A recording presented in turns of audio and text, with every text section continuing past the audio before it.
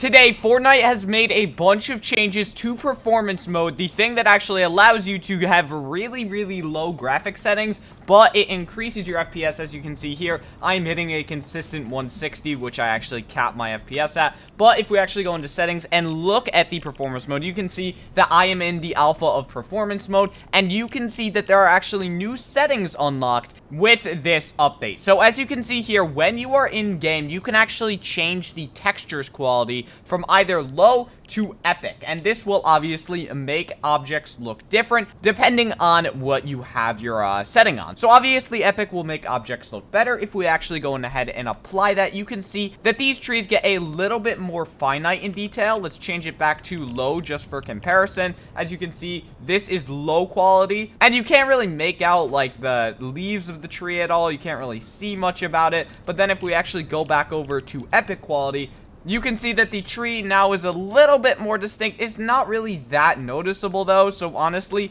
I would stay on low quality just because if you're using performance mode, you probably want to be maxing out that FPS, so there is really no reason to put this onto epic. Now, the other change that has been made is you can actually change the meshes setting, and this is a new setting that allows you to change how the geometry of objects actually look. So as you can see here, I have it on high currently, and this is what it looks like when you actually build objects. It's like it looked before the update and before the walls weren't actually see-through. But obviously there is another setting to this, the low meshes quality, and I'm going to hop out of this game and go back to the lobby and then show you guys what the low meshes actually looks like. And then I will do a side-by-side comparison of the two, just so that you guys know which one you should use for your games and which one might be better for you. So now that we're back in the lobby, you can see that if we come into settings, the other setting has actually been unlocked for us, and we can now change our meshes to low settings, and this will allow us to obviously see what the difference is. Let's jump right back into our battle lab